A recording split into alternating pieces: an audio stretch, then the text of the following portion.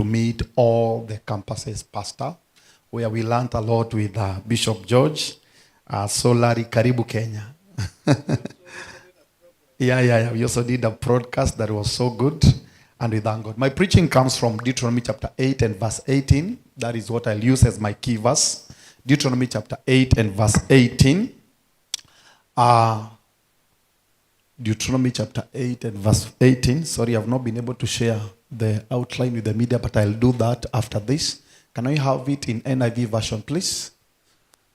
In NIV version. If it is not possible, we can also do that one. But thou shalt remember the Lord thy God, for it is he that giveth power to get wealth, that he may establish his covenant, which he swore unto thy father, as it is this day. May the Lord bless his reading. I want to share briefly on a message I've entitled Believer in the Marketplace. Believer in the Marketplace.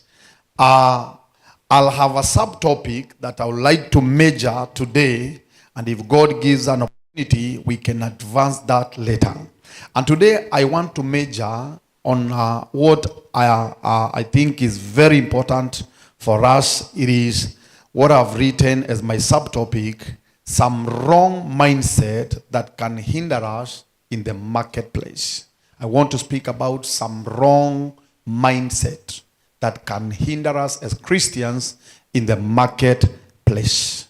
I came to realize this. It is very, very important that every time God lays a burden in our hearts, especially in the area of ministry, not to undermine our ability in the marketplace. In fact, I always say, sometimes we do very well in the other areas, but when it comes to the marketplace, God needs to help us. So I want to speak of several mindsets. I'll speak of 4 of them very fast within my time.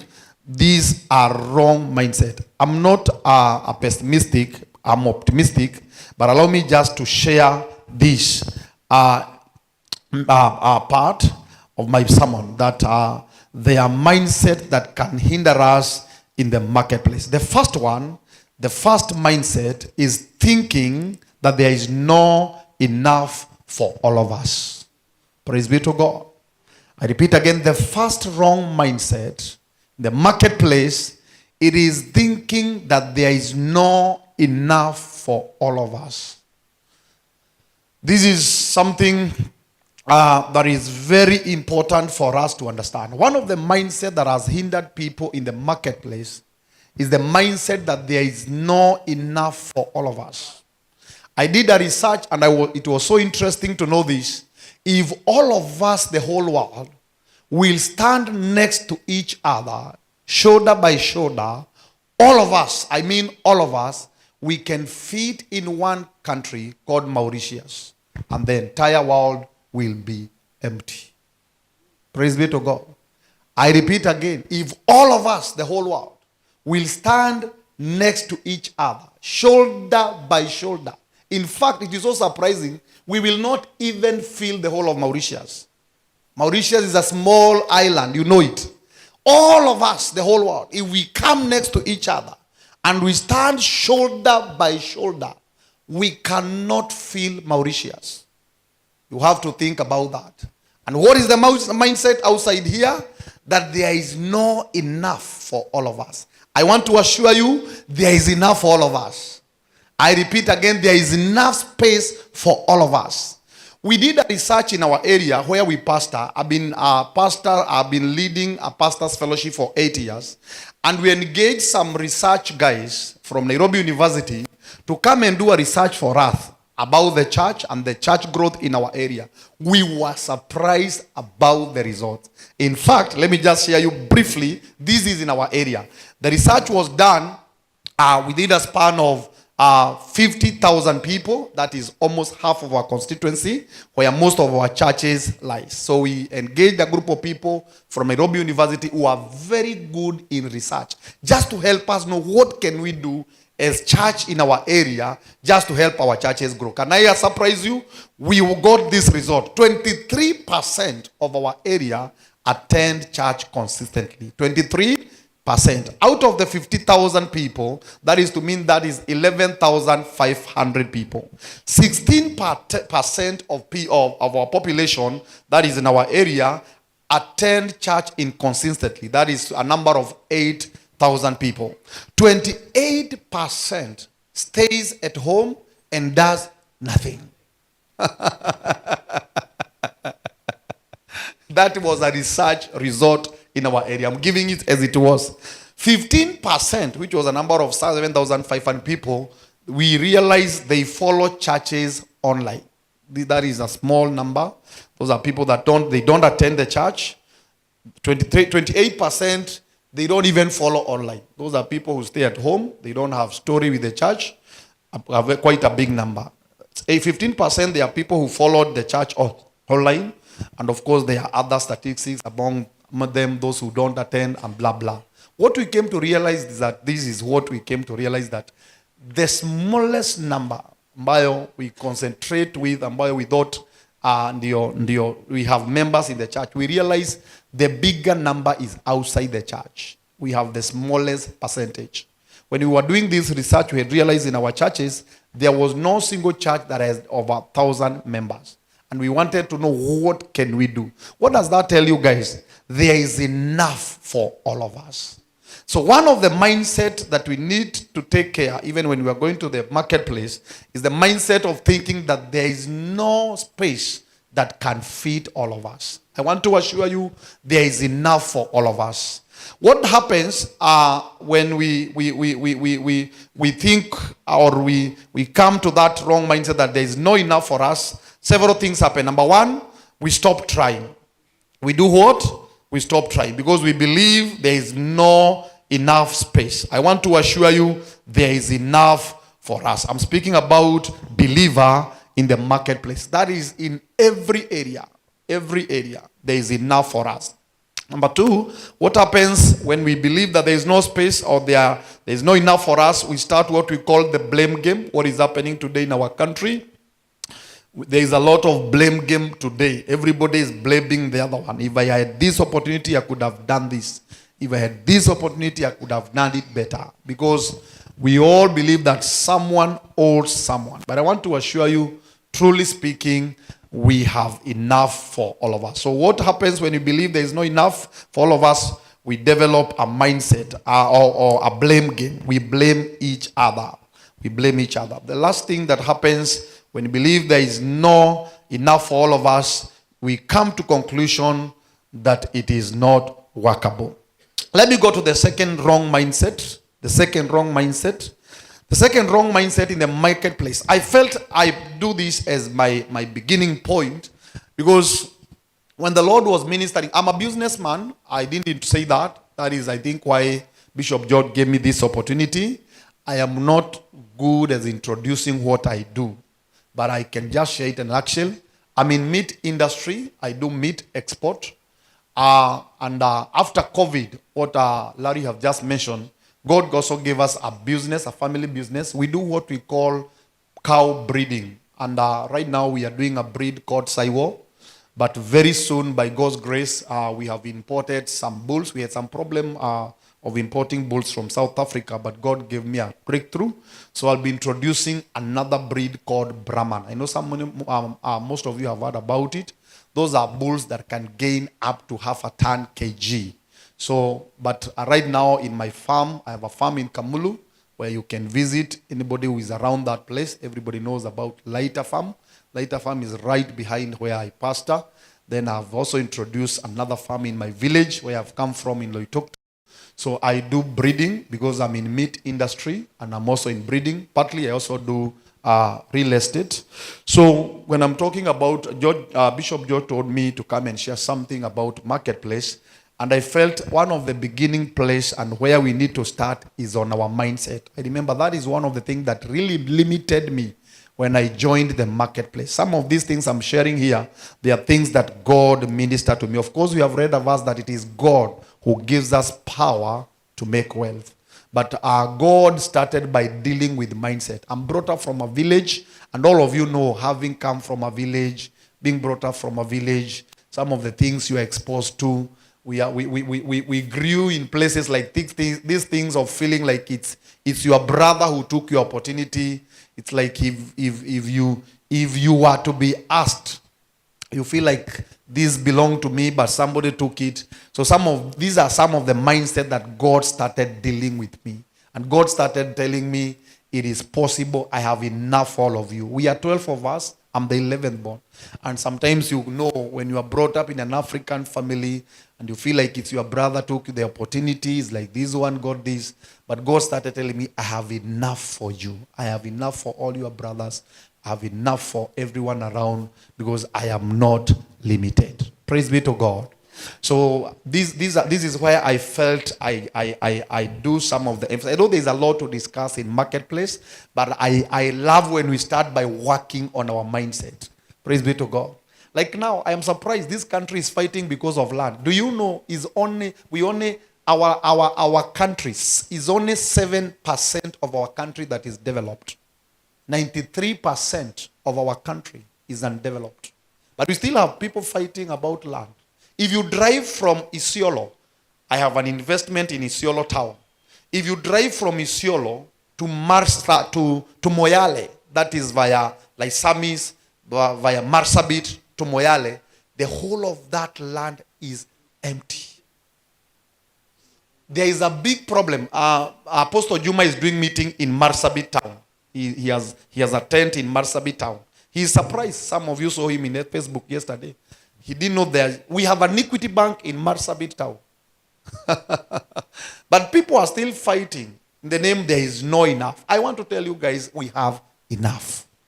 We have enough. We must change that mindset that we feel like we are competing. Like now, where I came, my home is in Loitokto, but where I live is so many kilometers from my home village. And I trusted God. I told God. God started ministering to me. It is not a must. You be limited by where you grew and those things. And I have trusted God with this word that we have enough. So the second mindset, in the interest of time, that is very, very important is what I've said. I'm talking about mindset that can hinder. It is thinking that you are disadvantaged. Thinking that you are disadvantaged. And I want to tell you this, Bishop George, a bigger percentage in this meeting, they are in this point number 2. Majority of us, if you ask them why they are not doing well, they will give you so many reasons. Because, and it was even in the Bible. It was even in the Bible. Remember when Jesus met this guy in John chapter 5, from verse 6 to 7. John chapter 5, from verse 6 to 7. And Jesus asked him the question.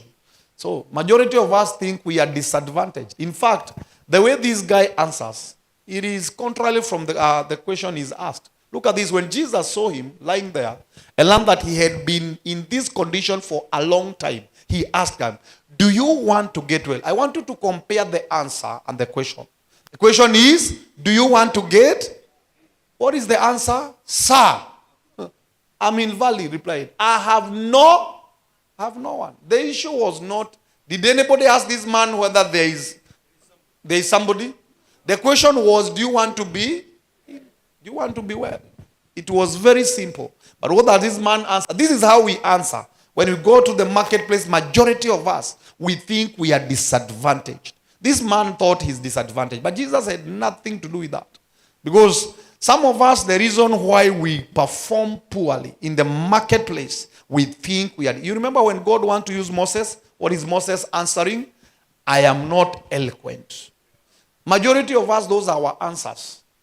When God wanted to use Gideon in Judges chapter 6 verse 15, what does Gideon say? We are the least in this family. In fact, I hate when he says we are the weakest. There's a version in Judges chapter 6 verse 15. Gideon says we are the weakest. You can imagine, these are some of the answers we give. Judges chapter 6 verse 15. He says, pardon me, my Lord. Gideon replied, but how can I save Israel? My clan is the weakest. We think we are disadvantaged. Huh? When I went to US the first time, I've schooled from a very small village, and I was not advantaged to have those good trained teachers. And when I got the first time an opportunity to go and preach in US, in a place called Tallapoosa, Rehoboth Christian Center, I was one of the panelists to speak in a meeting. And I was seated in a holding tent where we were all of us, and an introduction was done.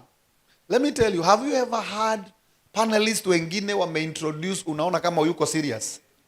Yeah, I felt like, hey guy, but God ministered to me in that. And in fact, God told me, that is the reason why I brought you to this meeting. I felt disadvantaged.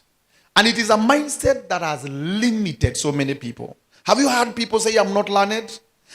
Do you know there are careers in this life ambazo they have given people ambao wajaenda sana kwa mambo ya masomo a lot of advantage? Yeah.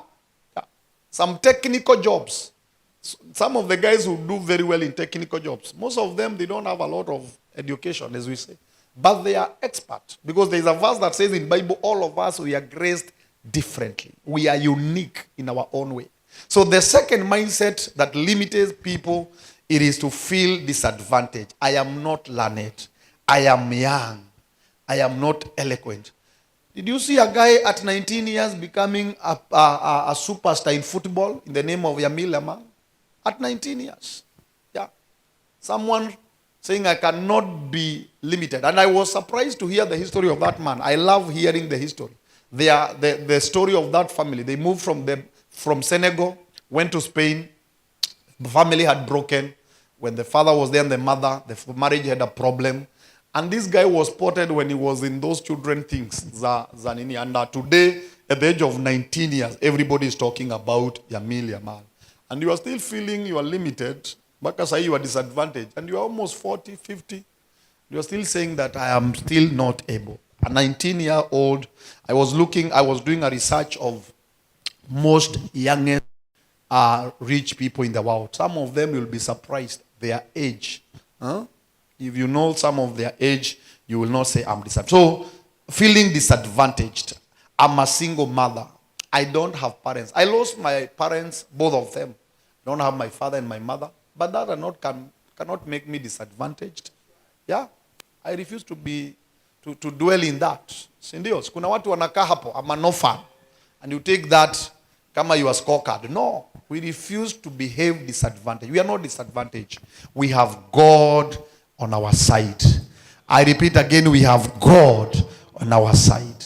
So the second mindset is feeling disadvantaged. Thinking that you are disadvantaged. Yeah, there are so many people in the Bible, I don't want to go to that overcame that. I saw a video the other on Facebook that gold has been, there have been found gold in Samburu. Huh? Used to call those marginalized areas. Now marginalized areas is another hub. They are not disadvantaged. No tribe is disadvantaged in this country. No single tribe. We are not disadvantaged. Hallelujah. Nani anakubaliana na mimi kwamba I'm not disadvantaged. I will not use my tribe to claim that I cannot do it. So, the third one, in the interest of time, the third one, the third mindset that has limited people in the marketplace is what I say, it's not yet my time. It's not yet my time. Say number one, it's not yet my time. Let me speak about this briefly. It's not yet my time. There are people who have been disadvantaged, who have not done well in the marketplace by believing that it's not yet time. There is a word that is normally used in the church, and it is good when it is used in a good context. But if not used in a good context, somehow I use it, I find it like is a place where Christians hide themselves. Have you ever heard Christians saying, I'm waiting upon God? Not everybody is supposed to be on waiting mood. There was a time the children of Israel were in that situation. And they went to God. That is during Zechariah time. God tells them, I'm waiting for you to turn unto me. And I'll also do what? If you read that scripture, God is saying, I'm waiting for you. Once munigeukie na mimi nifanye nini? Niwageukie. Some of us tumejificha kwa that word, I'm waiting upon God. I want to tell you this. In the marketplace, there is no time to waste. I repeat again, there is no time to waste. When I received the vision of what I've shared here, and I told my family, I've visited a place and I've seen the new breed of cows people are doing. The last statement, after you explain everything in our family, you must give us what we call the action plan, so that we don't have so many ideas but doing nothing. So what was the action plan? And I tell you today, what started as a vision, today we have actualized it, because I believe that time is of big essential. So the third mindset that has hindered people in the marketplace is what we say, it's not yet time. It's not yet my time. It's not yet my time. I believe in doing things on time. Yeah, if it has to happen, it has to happen on time. This thing of saying tomorrow, metueka mali. Sometimes we wait for everything to show up. But you remember in the time when God was speaking to the children of Israel, and they have come to the river Jordan, and there is no way. And God tells them, the first step is for you to step on the waters. Then I make way. Sometimes that is how God operates in the marketplace. God is waiting for somebody to step on waters, so that God maketh, God will make their way. So please, for those who are here, who are saying it's not yet time, I want to assure you it is time. Some of us, the reason why you came to this conference, it is God wants you to move out of this conference and start something immediately. And start something immediately, because it is time. The last wrong mindset that hinders us in the marketplace, it is what I have written here. You must start big. You must start big. That's a very big hindrance. It's a very wrong mindset that you must start big. The Bible says in Zechariah chapter 4 and verse 10. Zechariah chapter 4 and verse 10. Some of the big ideas mnaona zilianza zikiwa very small things. So who dares despise the days of small things? Since the 7 eyes of the Lord that reign throughout the earth will rejoice when they see the chosen capstones in the hands of Zerubbabel. So who dares despise the days of small things? One of the things that happens when you want to start big, you will never start. I have something I've introduced to our church. If you come and say that statement, everybody will knows about that. We say this in our church. Think big, start small, start now. Think big, start small, start now. That is what we have used as a formula in our church. We believe that it is good to think big. Like now we are trusting God to do one of the best school in our church. We have laid down the plan. If you come to my office, I'll give you the vision. It is already in pen and paper. Complete. Including the logo, the uniform, everything, the drawing, everything in papers. It is done. Complete. Bishop will be visiting my office. I'll show you the document. Complete. Everything. In fact, we have gone to an extent, even working plans that can sustain that school the next 50 years. In paper, it's complete. We have the block. We are trusting God that one day we will turn it to a college and finally it will be a university. We have worked that in papers. But can I surprise you? We don't have enough land to do that. We don't have enough resources today. But we believe in thinking big, starting small, and starting now. Like now.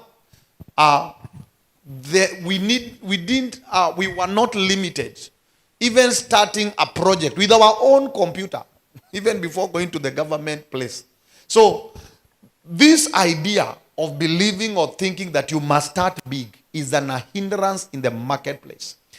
I don't have time, but I can tell you I want to give you this as your homework.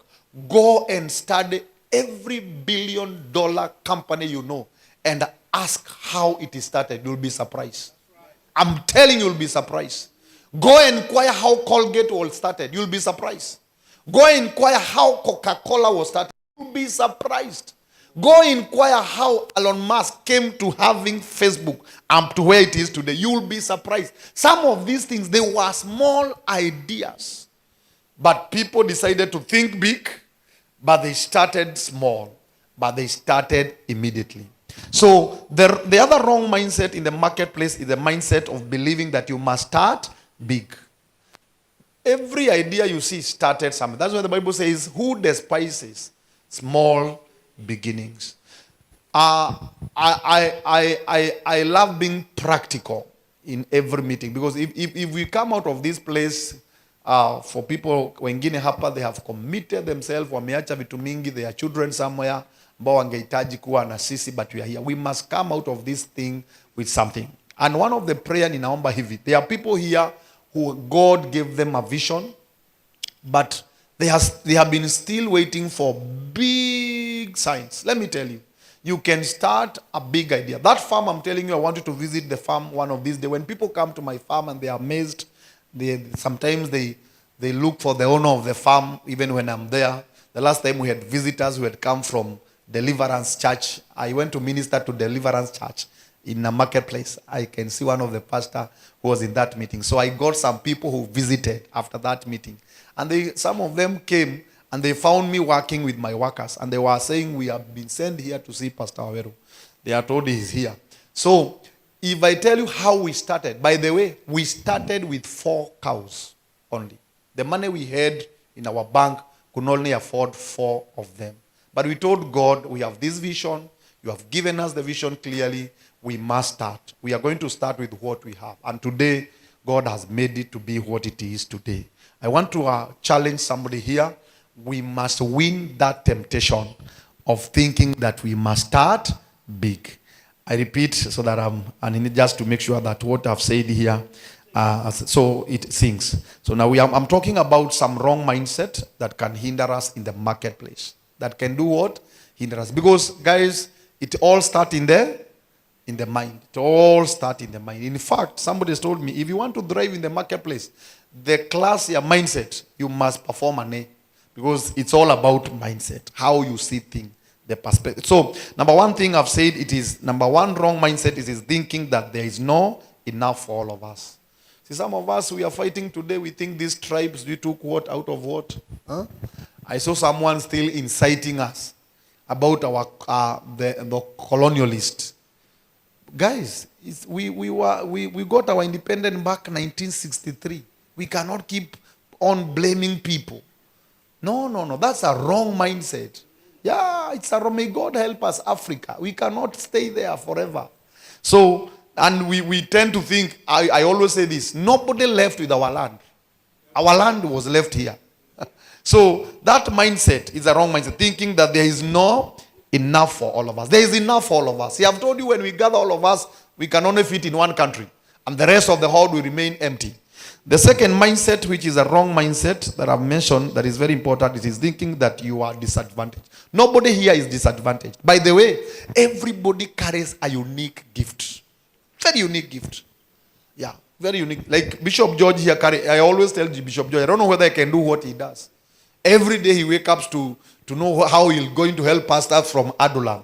I really remember when there are pastors in Adulam. But he'll wake up every morning together with Larry, thinking of how that is a gift by itself. And we must pray that will help them so that the wings will be balanced. If we have one person speaking of marketplace, and we don't have people thinking of pastors who are wounded. I was wounded in ministry 2024 when I went to US. I shared that with George. I went to US 2024 just for healing. Yeah, I felt like quitting when he was sharing about quitting. I felt like quitting in ministry. I was doing well in marketplace, but I felt I needed somebody who can hold me in the area of ministry. So everybody is advantaged. Kila mtu hapa. Nobody. Everybody carries a unique gift. So the mindset of thinking you are disadvantaged. Number 3, wrong mindset. It is thinking that it is not yet time. It is not yet time. And I want to assure you, it is time. Then lastly, it is thinking that you must start big. No, tunaweza anzia mahali, si ndio? We can start somewhere. Doesn't matter what you have for now. We can trust God kumwambia kwamba we are going to start. So I've said in that last point, we say think big. It's good to think big, si ndio? Yeah, it's good to think big. But after you think big, start small and start now. I pray that after this conference, somebody will start something. God bless you so much.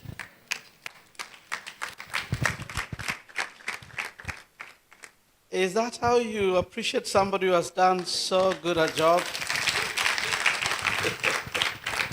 Bwana asifiwe sana. I'm so excited by Bishop Waweru's presentation because it helps us get really to know what as ministers we need to do. Every year we support people, we pay accommodation, so that the seats everywhere can be filled. And we have done that for the last 4 years. But this year we said we will not do it. So if you see an empty seat, it's because we say this year we are not paying. Are you getting my point? And we said we'll not do it because it is expensive. It is very expensive. Sometimes it's unrealistic unless you have support. If you are an African pastor like me, to be able to support others, you need the grace of God. Are you with me? But if you are like Larry, is different. It's a different story. Bwana Yesu asifiwe sana. So I thought it is so wise for my brother, because he's a businessman and he has a thriving church. He's doing very well, by the way. We spent some time in the U.S. together, quite some quality time together. And Bishop Larry took care of us so nicely. For the first time, I was able to ride on a mule. Yeah? Na nikabebwa na donkey. That was very interesting. That was a very exciting experience for both of us. And the mini golf that we played. Anyways, there were so many things. But we used that time to bond with each other. And one of the things I realized about Edward is that even when we were in the U.S., he was not sleeping. His mind was working 24 hours. He was in business. He was working in matters having to do with ministry. And he told me they have just deposited an amount of money out there transacting. And I said, pastors, we need to come to a point where we realize that we can't depend on the offerings. Is that okay? It is not possible. You cannot, especially if your church is under 500 people, not even 500. If your church is under 200 people, let me tell you, you cannot survive on offerings. Your children need to go to the best school. They need to eat food like other human beings. You need to have money to take your children to hospital. You need to be strong. Are you getting my point? You need to be strong to be able to cover your bill. I don't believe that Mungu aliita wachungaji or God called pastors to look like beggars. Are you with me? Yeah, every time you're stretching hands for people to help you all the time, number one, they don't respect you. Yeah? You don't get the respect because your work, all the time you're looking to be helped, to be assisted, But you can think big, start small, and do it now. How did you like it? Huh? Huh? You can start small. You can think big, start small, and start now. I don't know whether Christine is here. There's a lady known as Christine and Joseph. Are they in the house? Okay. I'll tell you about them, but if they were around, I needed to do something. So,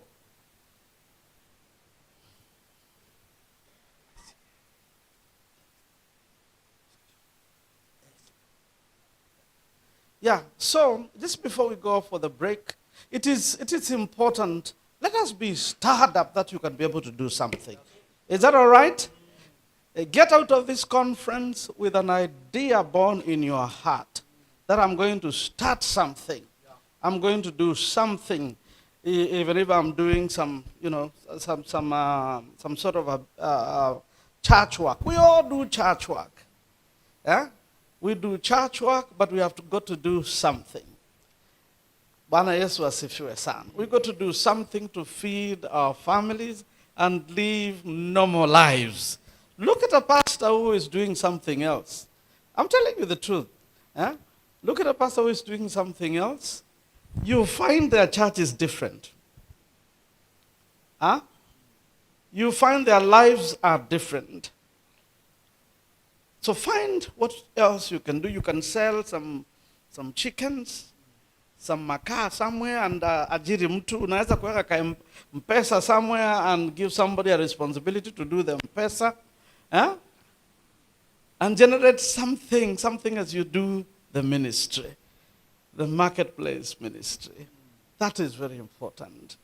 Pastors, I think that's what will help us as Africans to be able to build the church and continue, in healthy lives. In healthy lives, we are going to Malawi. Malawi is one of the poorest countries in Africa, and it's one of the very difficult places to do ministry because you have no money. The people have no money, and I thought I would actually take some of you to Malawi so that you can go and begin some small businesses there. Yeah? We need somebody to go and take tuk-tuks to Malawi. They don't have tuk-tuks. Yeah? And we can negotiate for you to do that business there. We need people who can farm. We would negotiate there, and you can get 200, 300, 400 acres of land and farm and produce crops, sell there, and you get back some monies back in your country. Is that okay? So let's rise up and shine.